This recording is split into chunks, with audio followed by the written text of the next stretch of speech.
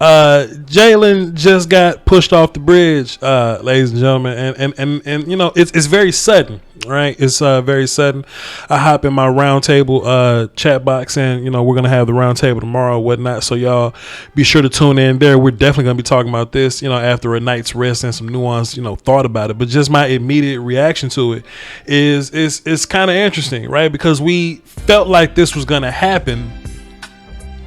We felt like the writing was on the wall, and we felt like it was inevitable, like Thanos is. You know what I'm saying? Like we thought it was only a matter of time, but we just didn't know it was going to happen this immediate. You know what I mean? We just didn't know it was going to happen going into a Week 5 contest versus the Giants. Like the timing of it is very interesting. Now, this can mean a couple things, right? This could mean, because going into this, I was like, okay, so we shouldn't just be getting rid of good depth guys, right? Because if something happens to D-Law, you move Parsons to the end, and now you need, you know, linebacker guys, right? You know what I mean? And in my mind, I would rather have Jalen Smith than some miscellaneous linebacker. I don't know, they play for the Eagles or something, right? Like the Eagles got starting linebackers that may or may not be on par with Jalen Smith. So if you got a guy like Jalen Smith, he may be expensive, but you're not trying to save money at this part of your season. You're just trying to play it out. You're just trying to do Super Bowl things. You're trying to go win football games, and then at the end of the season, when it's about spending money, if you want to, well, let me put the defense back on the field for y'all. If you're trying to spend money and do things and move contracts around in the offseason, then that'll make sense. But this is just the time of year where I feel like you would need the most bodies. I watched Jalen's game versus Carolina. It wasn't great. I'm going to drop a film session for that defense tomorrow. But what does this mean, right? Like, why so sudden? Why at the end of Week 5? You know, Jalen didn't have the best game in the world, but I mean, you know, just compare that to anybody.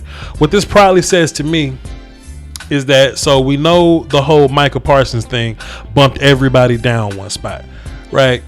Van Der Esch is here. He's around. Van Der Esch is making some relative cheap money. But then I can't even say it's about the money. Like, because everybody, like Jalen was the most expensive linebacker in the room, of course. But like I said earlier, this ain't really about saving money, because we're in Week 5 right now. And if my thoughts are all over the place, this is my first reaction. I haven't had time to really sit back and think about this. You know, this is their first reaction video.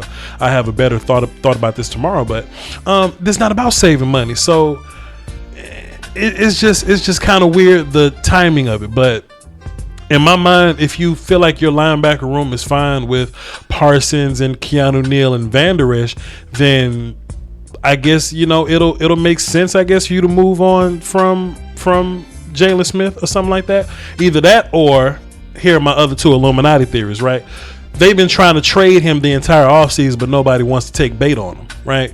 And we know the trade deadline is coming up around like Week 8 or something like that, and they haven't been getting any kind of positive feedback for 5 weeks. So maybe they're like, you know what? Maybe let's just not stunt the growth of somebody else. Let's just put Micah in there and just let him rock the linebacker spot. Just get Jalen's footprint out of there. They kind of did this with Cam Newton, right? Like, we're in Carolina. Steve Smith is the leader, and Steve Smith is still a relatively good player, but leadership-wise, in order for Cam Newton to take over as a leader, you need to take the big voice of Steve Smith out of the room. You see what I'm saying? So Jalen, who I do think he has some leadership qualities. I do think he's a guy in that locker room that the teammates look at with a certain kind of whatever. But if we really want this thing to be Micah's linebacking core, if we really want Micah to come in and fully take over as a leader, we just got to slowly get those guys out of the room, I guess. And I guess that starts with Jalen Smith. That's my first Illuminati theory. Is that they've been trying to move him around, and we're at Week 5, and hey, nobody wants him. Let's not fool ourselves, man. We're trying to move on. We're trying to get younger, you know what I mean? And in the future, we're trying to get less expensive. Let's just get Jalen up out of here.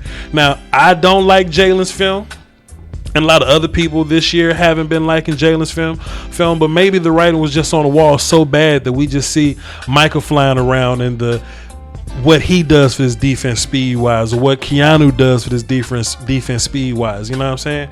Like, why not move on from him? just looking at the film, and Jalen is clearly the slowest guy, the least talented guy, the least good in coverage and things like that, mental processing. Jalen's looking like the odd man out. But what I think this is my second Illuminati theory, and this the one that that really starts to make sense the more I think about it, is that we're getting ready to have a little bit of faith in Jabril Cox. In order for Jabril Cox to get good, like, he needs reps. He needs some real life game reps. And you want to organically work him within the rotation. You want to organically get him some more playing time, right? You don't want it to be a situation where Jalen's in the game and we go, all right, we're going to sit Jalen down and we're going to put in Jabril Cox and we're going to let him play more snaps. You know what I'm saying? That wouldn't make sense necessarily, right? Just to be like, sit down Jalen, put in Jabril. You just want it to be a smooth transition where Jalen ass don't even exist, and then Jabril's gonna be the guy that comes in to get those, to get those extra reps, to get that in-game experience when Micah's probably playing DN, when Van Der Esch is running around, when Neil may need a break. Then you can just take Jabril, bring him in organically, and just get him going. And I'd imagine that you can't make that move without the coaching staff having some kind of faith in Jabril. You see what I'm saying? So that's one thing. That's another thing there. It's a lot of things at play, bro. It's a lot of things at play, because the whole thing with Jalen, like what does Jalen do better than his contemporaries, right?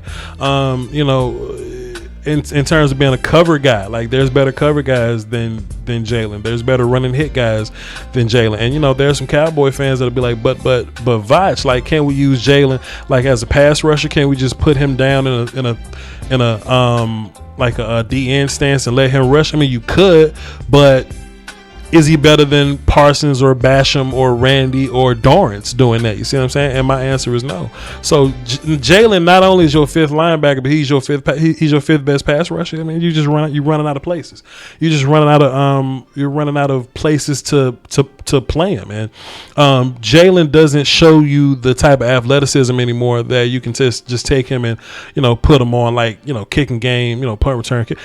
Special teams stuff, man. Jalen ain't playing special teams, bro. Like, Luke Gifford is here because he's playing special teams, but Jalen's not. So if we only got 53 spots on the roster, bro.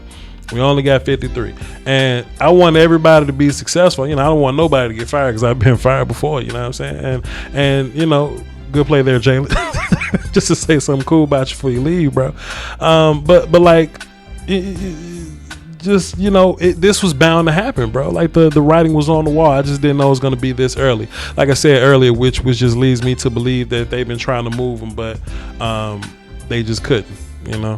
They just couldn't move him. What else about Jalen? What else does this mean in terms of him working in the rotation, the whole money thing? I don't think he was trying to save money right now. The whole depth chart situation. I mean, I think I've said for the most part what my biggest talking points were.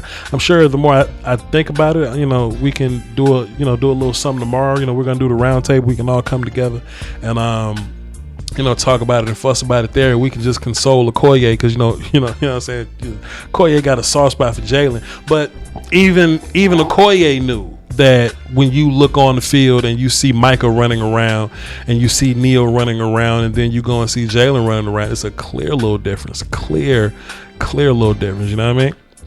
Also, something else too, I just thought about this. If y'all want another Illuminati theory, I think Dan Quinn has found comfort in his box safeties coming down doing some linebacker things. So if it's like a true emergency, I think he feels okay with Jaron Kearse getting some linebacker snaps to kind of supplant what was going on with Jalen, or with Jalen missing. You know what I mean? Donovan Wilson has played some linebacker snaps. I just think that's just the way this thing going, man. Now something that I find interesting, now that I just said that though, is I want to know whose call this was, right? That's always going to be interesting to find out whose idea was to push Jalen off a bridge. We know it ain't Jerry, because Jerry got branding involved and shit like that tied into it. Jalen got the sunglass hut that probably not going to be there no more.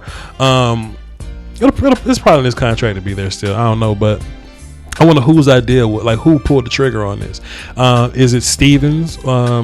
Is it you know what I'm saying, Will McClay? Because if Steven pulled the trigger, it's a money thing. If Will McClay pulled the trigger, it's like a personnel thing. Like he's like, you know, he just feels like we could just play somebody better there.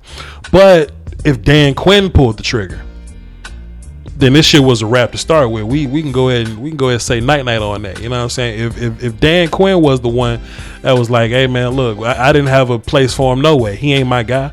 You know what I'm saying? Jabril's my guy, Micah's my guy, Neil's my guy, and I'll find a place for this Van Der Esch kid. You know, Luke Gifford ain't even Dan Quinn's guy. Gifford got to go to the meetings with Bones in them. You know what I'm saying? Gifford on punt team and shit. So that's what that is. But in terms of that linebacker room, man, Dan Quinn don't owe nothing to Jalen Smith, and we knew this when we first started hearing them interviews with Dan Quinn, bro. Like, Dan Quinn had a plan for everybody.